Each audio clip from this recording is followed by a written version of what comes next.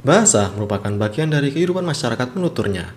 Bagi masyarakat Indonesia, bahasa Indonesia mempunyai kedudukan dan fungsi dalam kehidupan masyarakat, bangsa, dan negara Indonesia. Bahasa Indonesia pertama kali bahasa yang dibicarakan adalah bahasa Melayu sebagai sumber bahasa Indonesia yang kita pergunakan sampai sekarang. Bahasa Indonesia tumbuh dan berkembang dari bahasa Melayu yang sejak dulu sudah dipakai sebagai bahasa perantara, bukan saja di Pulau Nusantara, melainkan juga hampir di seluruh Asia Tenggara. Dengan kita mengetahui sejarah dari bahasa Indonesia, maka kita juga dapat mengetahui fungsi dari bahasa Indonesia. Assalamualaikum warahmatullahi wabarakatuh. Perkenalkan saya Rizky Ferdiansyah dari Fakultas Sains Teknologi jurusan Sistem Informasi dengan 082111 Saya akan menyatakan pendapat saya tentang penggunaan bahasa Indonesia dalam sejarah. Penggunaan bahasa Indonesia sangat penting karena sebagai bahasa persatuan sesuai dari Sumpah Pemuda, di mana bahasa Indonesia dijadikan sebagai bahasa persatuan, dan tentunya bahasa Indonesia sangat penting sebagai media komunikasi dari satu suku dan ras ke suku lainnya. Menurut saya seperti itu. Terima kasih.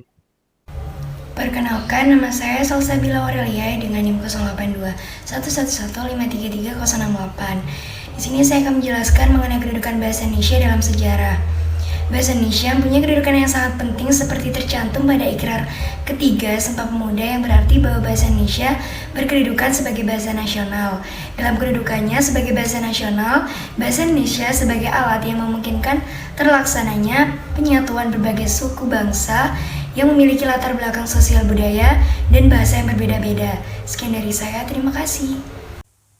Perkembangan media sosial yang kini dapat diakses dengan mudah oleh hampir seluruh masyarakat telah memberikan banyak manfaat, namun juga menjadi ancaman terhadap eksistensi bahasa Indonesia. Misalnya, fenomena bahasa alay dan memudarnya etika dalam bertutur. Bahasa Indonesia memiliki kedudukan sangat penting di masyarakat.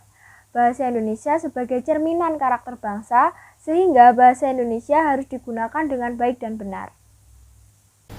Saat ini kita semua hidup di era globalisasi yang dipengaruhi oleh perkembangan iptek. Era globalisasi ini menyebabkan munculnya tantangan dalam penggunaan bahasa Indonesia, seperti mulai berkurangnya rasa bangga masyarakat ketika menggunakan bahasa Indonesia, kemudian penggunaan bahasa campuran, yaitu menggunakan bahasa Indonesia dengan bahasa asing dalam kehidupan sehari-hari, dan juga ujaran-ujaran negatif yang menggunakan bahasa Indonesia. Ujaran ini tentunya dapat merusak citra bahasa Indonesia yang dikenal sopan dan santun. Saya Arsila Saputri Aulia dari Fakultas Kesehatan Masyarakat. Tantangan bahasa Indonesia di era globalisasi. Semakin berkembangnya teknologi dan zaman, bahasa juga akan ikut terus berkembang. Salah satu tantangan bahasa Indonesia dalam era globalisasi saat ini adalah maraknya penggunaan bahasa asing. Contohnya adalah, semakin banyaknya masyarakat Indonesia yang menggunakan bahasa asing dalam kehidupan sehari-hari, maka seseorang tersebut akan memiliki rasa bangga tersendiri. Bahkan, saat ini banyak orang yang malu jika mereka tidak bisa menggunakan bahasa asing. Contoh lainnya yaitu di zaman sekarang ini sudah banyak ditemukan karya anak bangsa seperti judul lagu, judul film, dan judul buku yang telah menggunakan bahasa asing.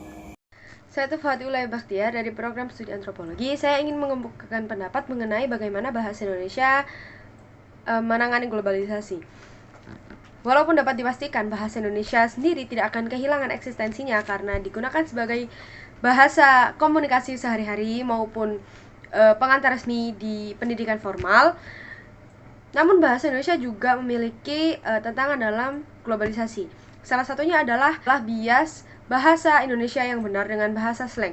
Sering kita jumpai atau bahkan kita sendiri sering berbicara menggunakan bahasa campuran, yakni bahasa Indonesia yang dicampur dengan bahasa slang.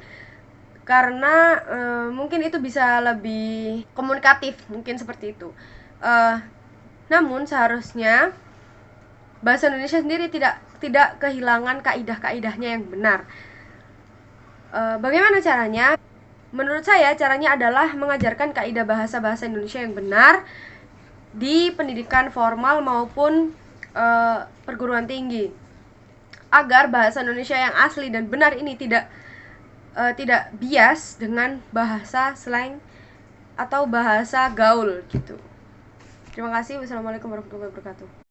Assalamualaikum warahmatullahi wabarakatuh. Perkenalkan, nama saya Rati Syafira Rahmatillah dari Fakultas Sains dan Teknologi Prodi Biologi dengan NIM 082114333068. Dalam video ini saya akan menjelaskan tentang pendapat saya mengenai langkah bahasa Indonesia dalam mengenai globalisasi. Dalam hal ini, dalam dunia pekerjaan diperlukan skill, yaitu berbahasa asing salah satunya. Pendapat ini didukung dengan adanya opini dari masyarakat, yaitu bahwa bahasa asing dapat memajukan suatu negara.